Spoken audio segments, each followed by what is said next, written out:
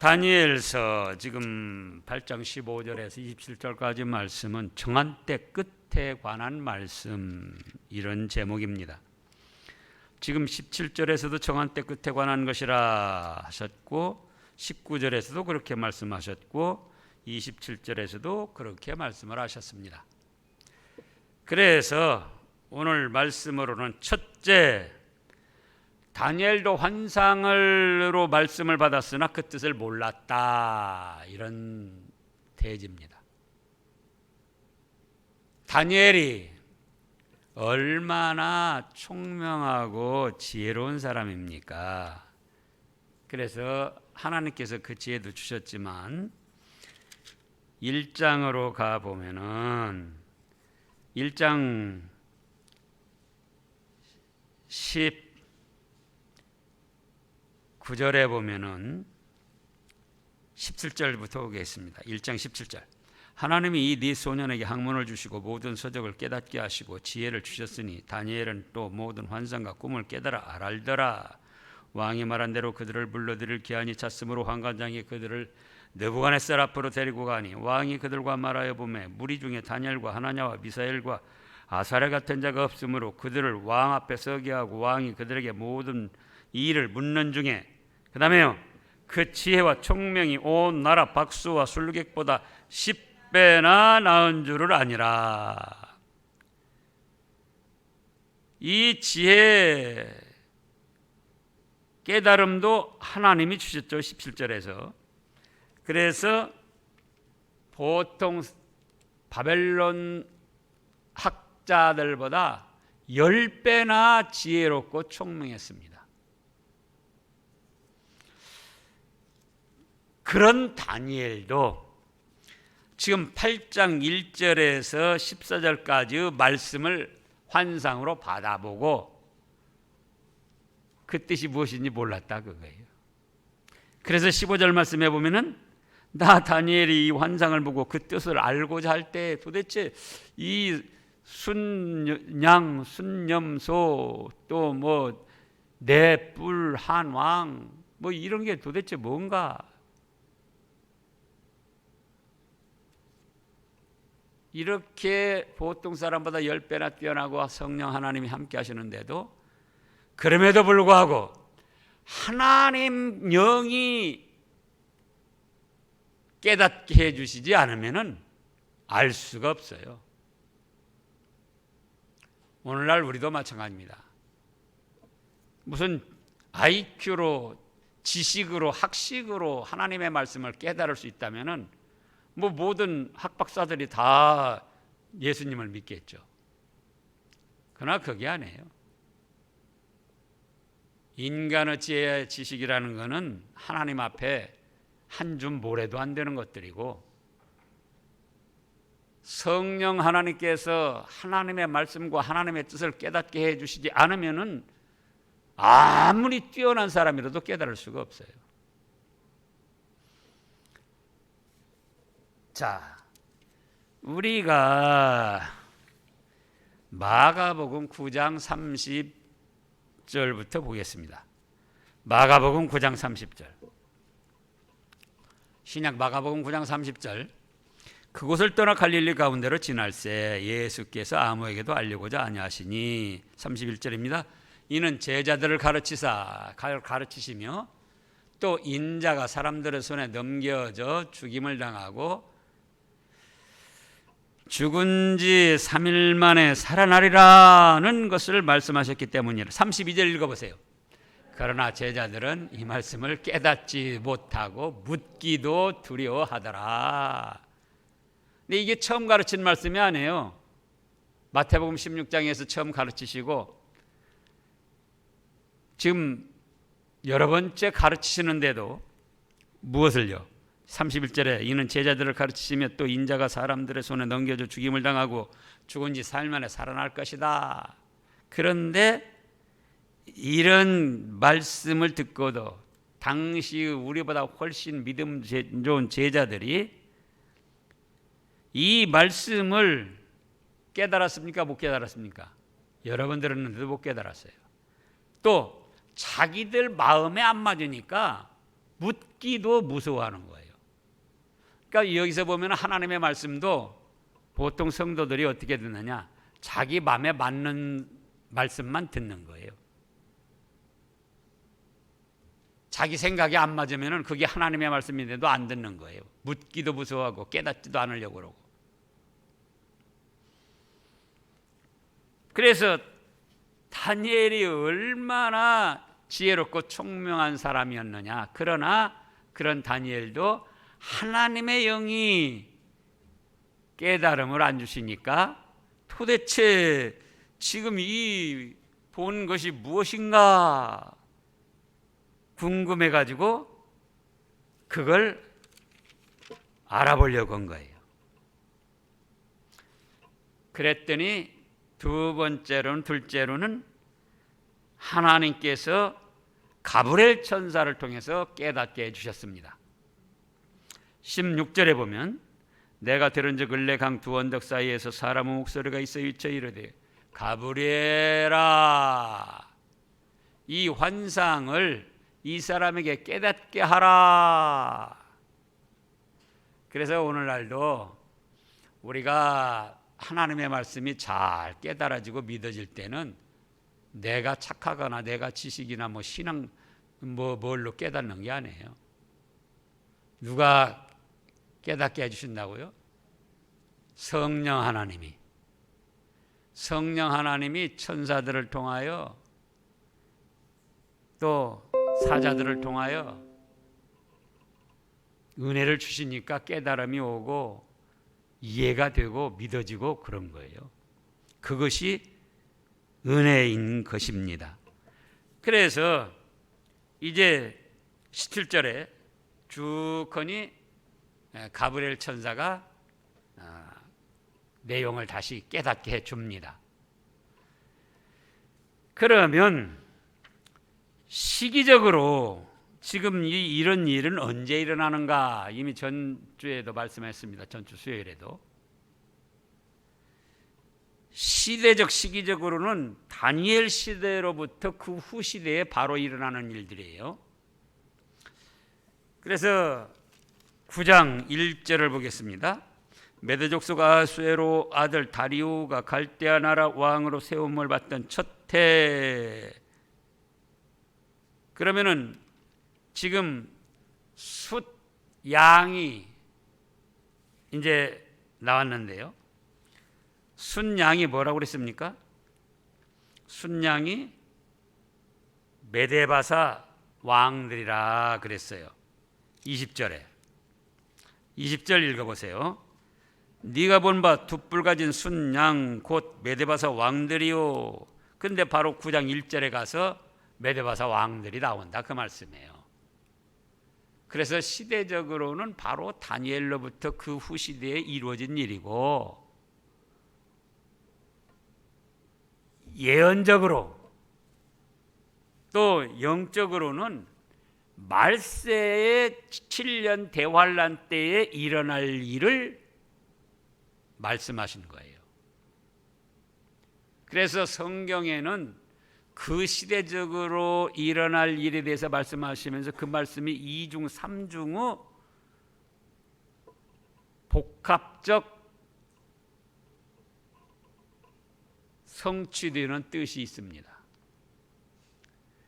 여러 번 그 말씀이 시대에 따라서 다시 그대로 이루어진다 그거예요.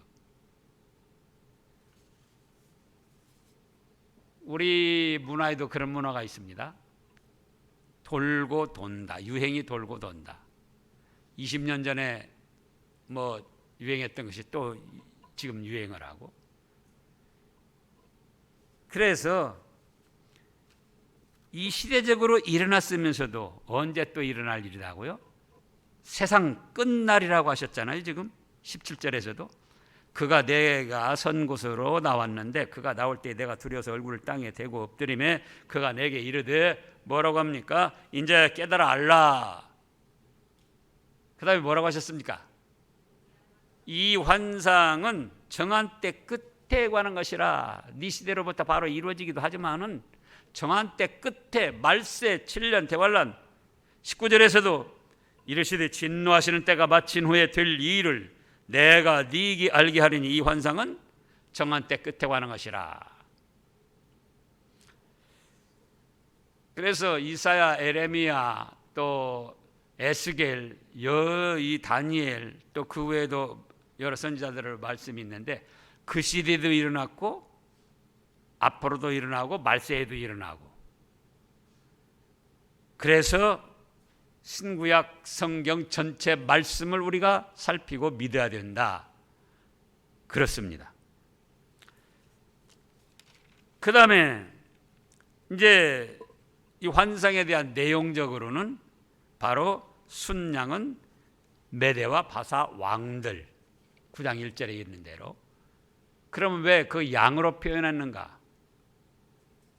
메대바사 고레스 왕이 이스라엘 백성들을 선하게 대해주고 포로 생활에서 예루살렘으로 귀환을 시켜서 거기서 성전을 지을 수 있도록 왕의 권세로 협력을 해줬습니다. 그래서 양으로 비유를 한 거예요. 그런데 순념서가 나와서 순양을 막 받아버리고 집어삼켜버렸어요.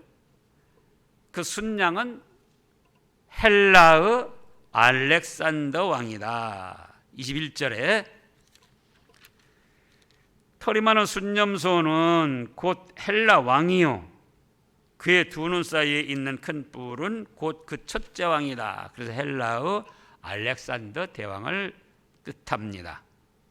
그래서 지난 3일도 말씀했지만은 짐승 나온다. 어떤 짐승이든지 간에 뭐 용, 사자, 뭐 악어, 또 그냥 무서운 짐승, 큰 이빨이 뭐 부서뜨리는 짐승, 그러면 그거는 뭐라고 그랬죠? 그 시대를, 그 짐승을 뜻하는 게 아니고 짐승처럼 잔인하고 무자비하게 약육강식으로 집어삼키는 그 시대를 주름잡고 주도하는 불신앙의 악한 세력들을 뜻한다. 그것이 국가일 수도 있고 왕일 수도 있고 대통령일 수도 있고 어떤 사상이나 종교 집단의 교주나 우두머리일 수도 있고. 그리고 22절에 이 뿔이 꺾이고 그 대신에 네 뿔이 났다 그랬습니다. 알렉산더 대왕이 기고만장하게 나아가다가 하나님의 심판을 받고 망하고 그 밑에 있는 네 장수들이 서로 권력을 잡고 나라를 세웠습니다. 그래서 네 나라가 세워졌다는 거예요. 그 사람들 이름은 셀류쿠스, 톨레미, 카산더, 또 리시마쿠스. 그리고 23절에 이 네 나라 마지막 때에 반역자들이 가득할 즈음에 한 왕이 일어나는데 이것이 바로 안디오쿠스 에피파네스라 그거예요. 지금 여러 번 말씀합니다. 그래서 우리도 이해가 안 될 때는 자주 듣고 자주 보고 또 주님께 이해가 되고 믿어지게 해달라고 기도를 해야지 돼요. 성령님의 감동을 받아야지 됩니다. 그래서 수리아의 안디오쿠스 에피파네스가 어떻게 커졌는가? 지금 지난주에 하신 말씀 9절부터 다시 읽어보세요. 9절 그중 한 뿔에서 또 작은 뿔 하나가 나서 남쪽과 동쪽과 또 영화로운 땅을 향하여 심히 커지더니 그것이 하늘 군대에 미칠 만큼 커져서 이렇게 커졌습니다. 오늘 본문에서도 지금 23절에 보면은 이 네 나라 마지막 때에 반역자들이 가득할 즈음에 한 왕이 일어나는데 바로 안디오쿠스 에피파네스다. 그런데 이 자가 어떤 통치를 했는가, 어떤 생활을 했는가 보면은 1번으로 23절에 있는 대로 그 얼굴이 뻔뻔하며 속임수에 능했다 그랬습니다. 어째요? 이 안티오쿠스 에피파네스가 짐승처럼 무자비하고 잔인하게, 그래서 그 얼굴은 뻔뻔하고 속임수에 능했다 그겁니다. 근데 인류 역사를 보면은 이 안티오쿠스 에피파네스만 그런 게 아니에요. 우리나라 정치 역사를 봐도 그렇고 왕들 봐도 그렇고 대통령을 봐도 그렇고 그 비사를 보면은 왕과 그 주위에 있는 사람들, 대통령과 그 주위에 있는 사람들, 자기들끼리도 서로 높아지고 서로 자기만 명예 권세 영광 누리려고 얼마나 술수를 부리고 모함을 하고, 지금도 마찬가지예요. 지금도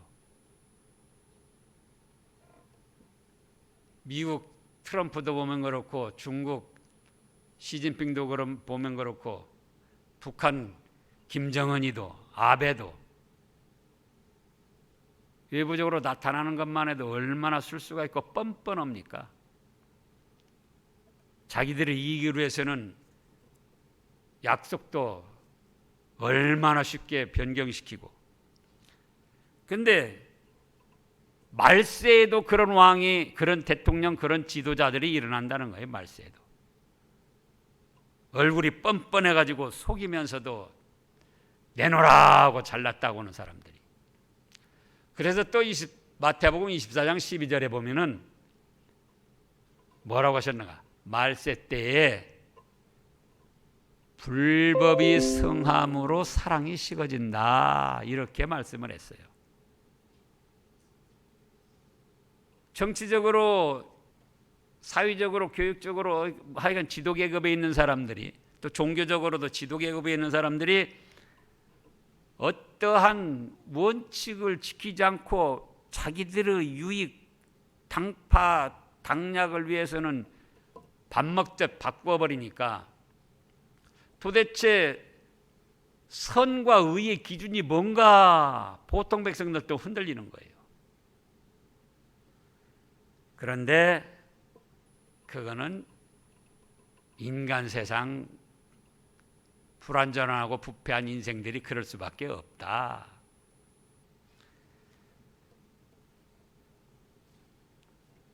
(2번으로는) 이 에피파네스가 지금 어떤 작자였는가? 권세가 강하나 자기 힘으로 말미암은 것이 아니다. 24절에 보면 그렇게 말씀했어요. 자기는 자기 스스로 강해진 것 같지만은 그 에피파네스 권세도 누가 주었는가? 자기가 강한 것 같지만 자기 힘으로 강한 것이 아니고 하나님께서 주신 권세입니다. 이집트의 바로 왕에게도 하나님께서 주신 권세, 또 우리 지금 다니엘서 2장 바벨론의 느부갓네살 왕도 처음에는 뭐라고 그랬습니까? 내가 내 능력으로 이 바벨론을 건설하여 내 도성 내 것으로 삼고 내 영광을 위하여 했더니 하다가 하나님 앞에 거꾸러졌죠. 자, 이제 다니엘서 지금 4장 30절을 보겠습니다. 4장 30절부터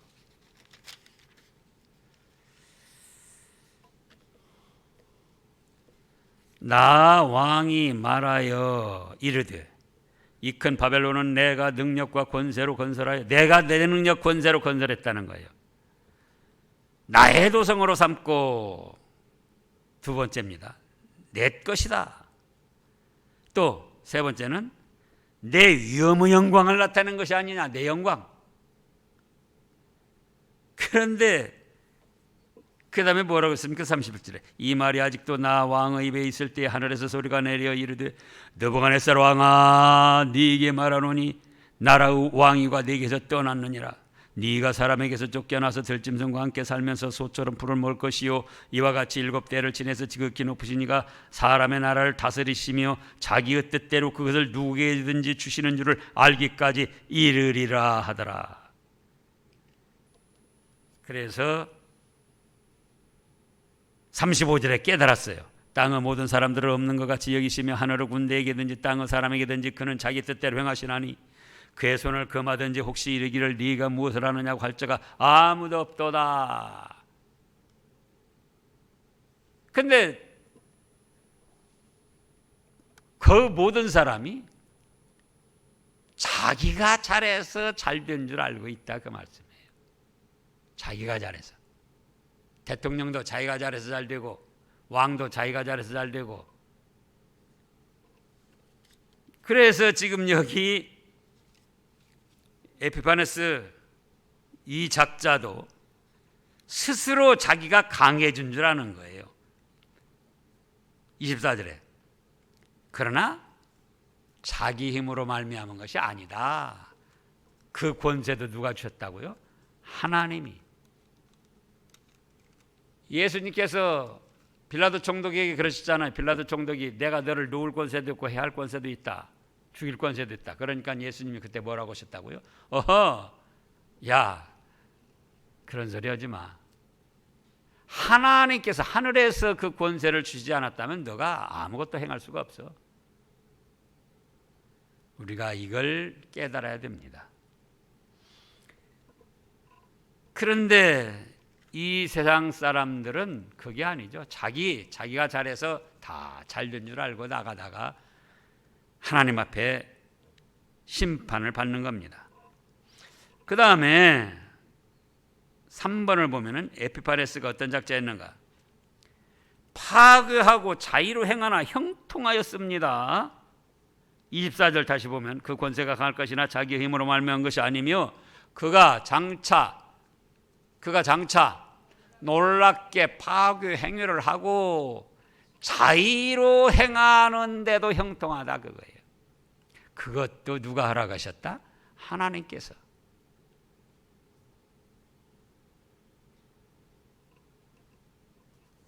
그럼 뭐 이 파괴하고 자의로 행하는데도 형통한 건 그럼 무슨 어떤 때 쓰임 받는가?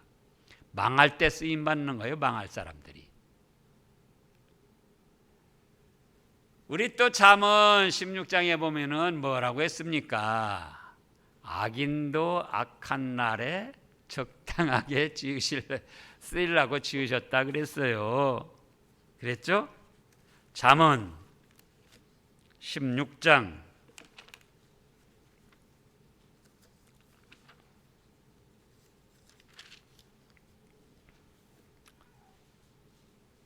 4절 여호와께서 온갖 것을 그 쓰임에 적당하게 지으셨나니. 그 다음에요, 악인도 악한 날에 적당하게 하셨느니라. 그래서 우리는 악한 일에 쓰임받으면 안 돼요. 악한 일에 형통하고 잘 나가는 사람은 자의로 행하는데도, 말씀을 거스리고 자기 맘대로 하는데도 잘 되는 사람은 악하게 쓰임받고 멸망당할 사람이에요. 근데 그걸 모르는 거예요. 아, 내 맘대로 했다. 아, 잘 된다.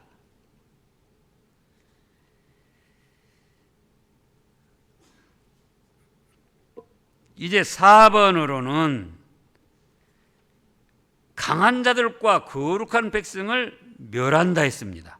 24절 끝에 보면 그 권세가 강할 것이나 자기 힘으로 말미암은 것이 아니며 그가 장차 놀랍게 파괴행위를 하고 자의로 행하며 형통하며, 그 다음에요, 강한 자들과 거룩한 백성을 멸하리라. 바로 하나님의 백성, 믿음으로 강하고 하나님의 백성들을 뜻합니다. 지금 이미 10절에서도 말씀을 했습니다. 그것이 하늘 군대에 미칠 만큼 커져서 그 군대의 별들 중에 몇을 땅에 떨어뜨리고 그것들을 짓밟고 또 스스로 높아져서, 보세요. 그래서 다니엘 시대에 이 헬라 왕의 후손들, 에피파네스가 그랬고, 그 다음에 또 예수님이 돌 위에 돌 하나도 남지 않고 다 무너뜨리라, 제자들이 성전을 가면서 자랑을 했어요. 이렇게 아름답게 잘 꾸며졌습니다, 성전이. 그러니까 예수님이 뭐라고 하셨어요? 돌 위에 돌 하나도 남지 않고 다 무너뜨릴 것이다. 그건 누가 했는가? 로마의 주 70년경에 로마 티토 장군이 또 그렇게 했습니다. 그래가지고 시대별로 이런 작자들이 계속 출연을 하고, 말세에도 이렇게 하나님의 거룩한 백성들을 박해하고 또 살상하는, 멸한다 그랬잖아요. 그런 작자들이 나오는 거예요. 그것이 국가일 수도 있고 어떤 왕이나 대통령일 수도 있고 이단의 교수일 수도 있고 사상적으로 악한 사상을 가진 그런 우두머리일 수도 있고,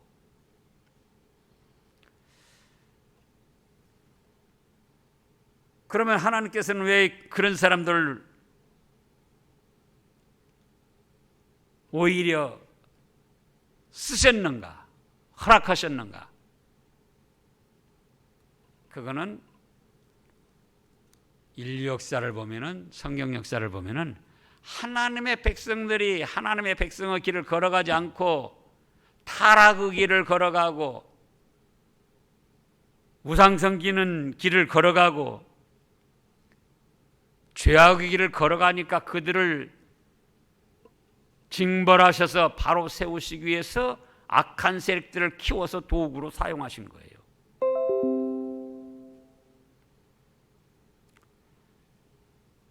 그 다음에 5번으로는 만왕의 왕을 대적하며 매일 제사를 금하고 성소를 헐었습니다. 자,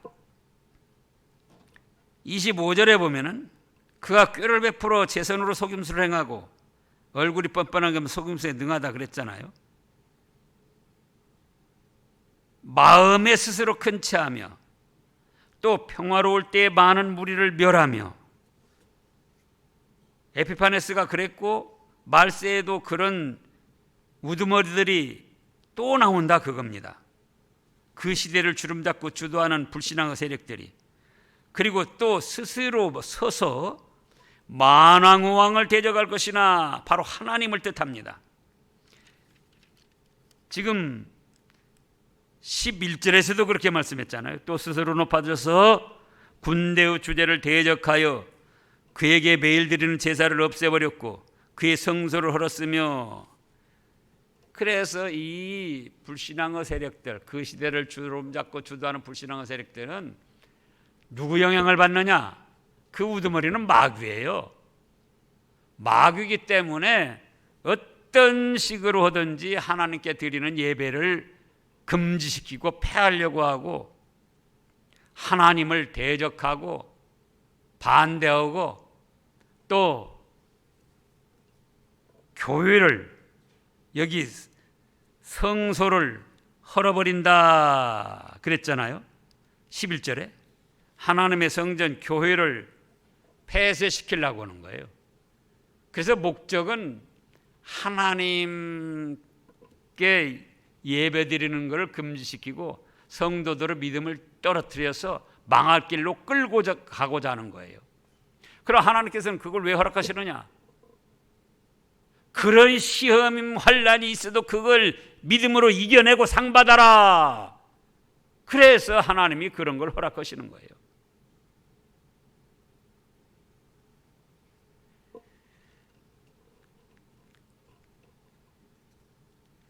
그 다음에 이 기간은 바로 지난 3일 밤에 한 대로 2300주야쯤이다. 그런데 이 안디오쿠스 에피파네스가 BC 171년부터 165년까지 예루살렘을 침략해 가지고 그때 그렇게 했고, 그 다음에 말세 7년 대환란에서 7달쯤이 모자란 것이 바로 2300주야다. 그러면은 2300주야 다음에 에스겔에서 39장에서 뭐라고 그랬습니까? 7달 동안 시체를 불태우고 매장하는, 정결케 하는 기간이 있고 거기까지 합쳐서 7년 대환란이다. 그래서 이 지금 환상이, 2300주의 환상이 그 시대에도 이루어졌지만은 언제 일어날 일이라고요? 정한 때 끝 말세에 일어날 일을 에스겔 또는 다니엘 선지자를 통해서 말씀해 주셨습니다. 그 다음에 6번으로는 사람 손으로 말미암지 않고 주님 심판으로 멸망합니다. 이 세력들이. 25절 다시 보면은 그가 꾀를 베풀어 제 손으로 속임수를 행하고 마음에 스스로 큰 체하며 또 평화로운 때에 많은 무리를 멸하며 또 스스로 서서 만왕왕을 대적할 것이나, 그 다음에요, 그가 사람의 손으로 말미암지 아니하고 깨지리라. 멸망당한다는 거예요. 그 2장에서도 또 느부갓네살 왕이 꿈을 꿨잖아요. 머리는 금, 가슴은 은, 배는 동, 넓적다리 종아리는 철흙. 근데 그게 금머리는 느부갓네살 왕이다, 은 가슴은 메데바사다, 이렇게 이제 쭉 거는데, 그 다음에 거기도 어떻게 있습니까? 돌이 나와가지고, 자, 2장, 다니엘서 2장